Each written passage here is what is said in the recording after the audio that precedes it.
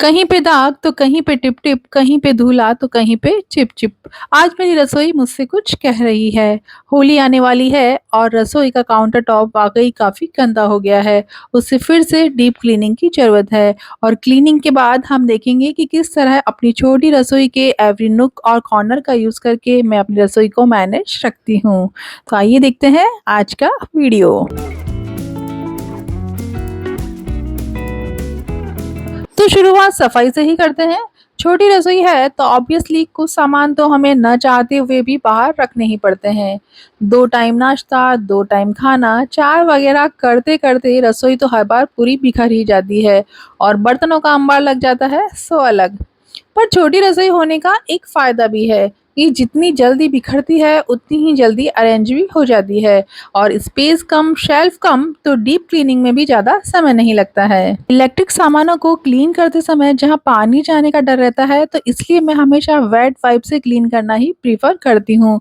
मेरी ये electric kettle जिसकी एज अराउंड 12 प्लस है, उसे मैं हमेशा इसी से क्लीन करती आ रही हूँ। इसलिए देखिए आज भी ये प्रॉपर काम कर रही है।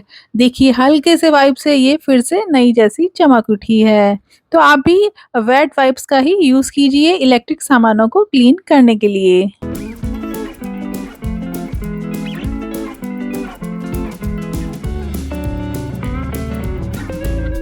सर्फ एक्सेल का ऐड तो आपने देखा ही होगा कि घोल में दाग गोल। तो यहाँ पर मैं ये कहना चाहूँगी कि हर क्लीनिंग सॉल्यूशन को अपना काम करने में 5 से 10 मिनट तो लगते ही हैं, तो उसे रेस्ट दें।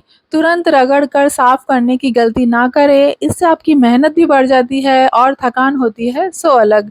इसलिए क्लीनिंग सॉल्यूशन को अप्लाई करने के बाद थोड़ा सा ब्रेक लें और फिर मज़े से क्लीनिंग करें। एक बात और कहना चाहूँगी कि एक बड़े पार्ट की सफाई करने की जगह छोटे-छोटे हिस्से में सफाई करें। जैसे कभी ओनली डिब्बे ले लिए, कभी इलेक्ट्रिक अप्लायंसेस, कभी पंखा और स्विच बोर्ड, तो कभी ऑर्गेनाइजर्स एक्सेट्रा एक्सेट्रा। क्लीनिंग का मज़ा जब आता है जब एक ब्लैंक सरफेस हमें मिले। इसके लिए मैं सारे सामान यहाँ से हटा दूँगी। डिब्बों को खाली करके गर्म पानी में सर्फ़ डालकर इन्हें 10 से 15 मिनट के लिए छोड़ दूँगी ताकि क्लीनिंग फ़ास्ट हो सके। दूसरी तरफ जो मैट है उसको भी मैंने गर्म पानी में सर्फ़ डाल के भिगो दिया है।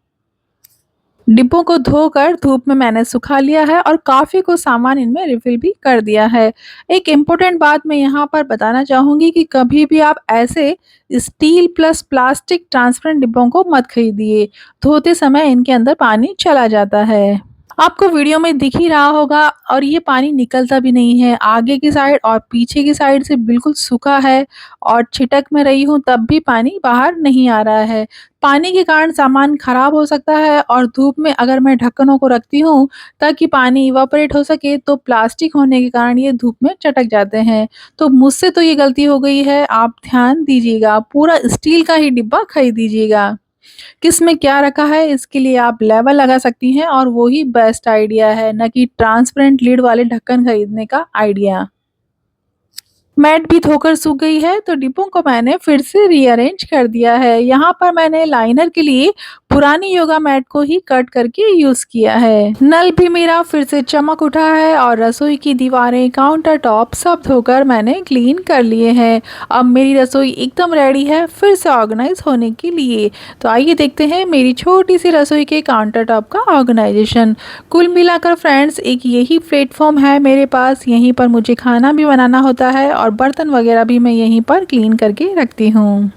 छोटी रसोई की आज जब हम बात कर रहे हैं तो रसोई छोटी होने के कई फ़ायदे भी हैं। पहला, सामान ढूंढना नहीं पड़ता, सब कुछ पता ही रहता है कि चीज़ कहाँ रखी है। दूसरा, एक्स्ट्रा सामान खरीदने से हम बच जाते हैं, चाहे वो ग्रॉसरी हो या मार्केट में कोई नया किचन का सामान आया हो या क्रॉकरी, क्योंकि हमारे पास जगह ही नहीं होती। चाहें तो भी हम फिजूल खर्ची नहीं कर सकते। तीसरा, किचन की सफाई आदि झटपट खत्म हो जाती है और छोटी रसोई होने के कारण हमारी किचन में क्लटर यानी कि कबाड़ कभी भी इकट्ठा नहीं होता। और मैंने देखा है कि लोगों की रसोइयाँ भरी पड़ी रहती है, वो भी ऐसे सामानों से जो उनके कुछ काम की ही नहीं है। आई थिंक इन सब बातों से आप भी एग्री करते होंगे। मुझे कमेंट करके बताइएगा छोटी रसोई के भी फ़ायदे और कौन कौन से हो सकते हैं।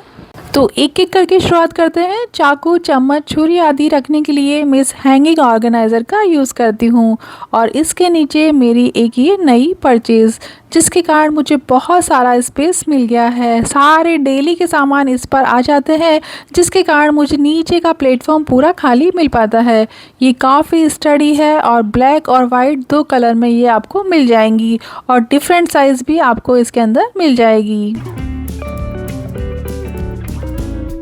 मेरी कोशिश हमेशा ये रहती है कि रसोई को मैं इस तरीके से ऑर्गेनाइज़ करूं कि काउंटर टॉप क्लटर भी नहीं लगे और सभी ज़रूरी चीज़ें भी मुझे अवेलेबल रहे।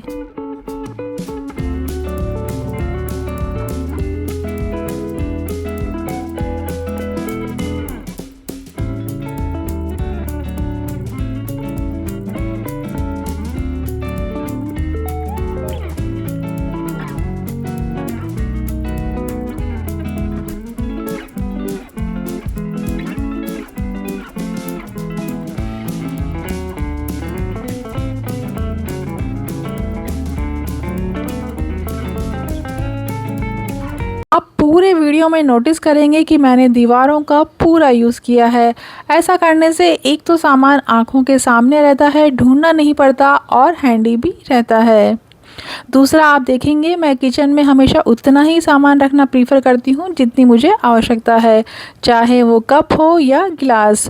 और कोशिश कीजिए सामानों को आप वहीं पर रखिए जहाँ पर उनकी आवश्यकता है। जैसे पानी की टंकी के पास ही गिलास और ट्रे चाहिए तो उन्हें मैंने वहीं पर अरेंज करके रखा है और सिंक के ऊपर ही कप होल्डर लगाया है ताकि कप टूटे ना। तुरंत से धोकर मैं उन्हें वहीं पर सिंक के ऊपर ही टांग देती हूँ।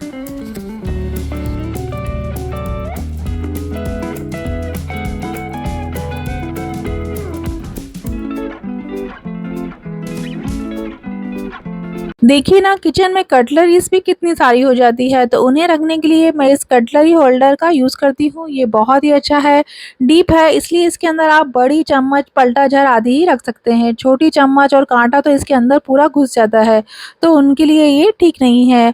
और इसे मैंने और मल्टी फंक्शनल बना दिया है। इसके दोनों साइड स्टिकी हुक लगाकर एक साइड मैंने कैंची टांग दी है तो दूसरी तरफ मैंने चाय छलनी लटका दी है।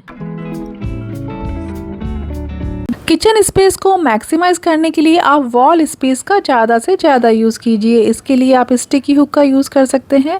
और ये देखिए, इन ढक्कनों में जो पानी था उन्हें सुखाने के लिए मैंने इन्हें धूप में रख दिया है और 4-5 घंटे बाद ये पूरी तरीके से सूख भी गए हैं। तो और दूसरा एक और पॉइंट मैं यहाँ पे बताना चाहूँगी कि मैं अपनी किचन को हमेशा किचन के सामानों से ही सजाती हूँ। फेरी लाइट्स या आर्टिफिशियल प्लांट्स वगैरह के लिए मेरी किचन में कोई जगह नहीं और वही चीज़ें बाहर रखती हूँ जो मुझे फ्रिक्वेंटली लगती रहती है। अगर आपकी भी रसोई छोटी है तो वर्टिकल स्पेस का ज़्यादा से ज़्यादा यूज़ कीजिए।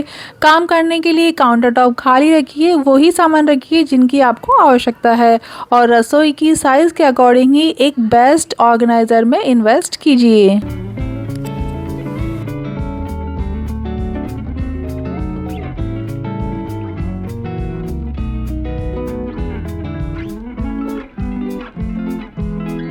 तो ये है मेरा किचन काउंटर टॉप का फाइनल लुक। सभी एसेंशियल चीज़ें रखने के बाद भी मेरी रसोई काफ़ी सुंदर और क्लटर फ्री दिख रही है। तो इस तरीके से थोड़ा सा माइंडफुल ऑर्गेनाइजेशन और सही ऑर्गेनाइज़र होने से आप किसी भी स्पेस को, चाहे वो छोटा हो या बड़ा, अच्छे से ऑर्गेनाइज कर पाएंगे।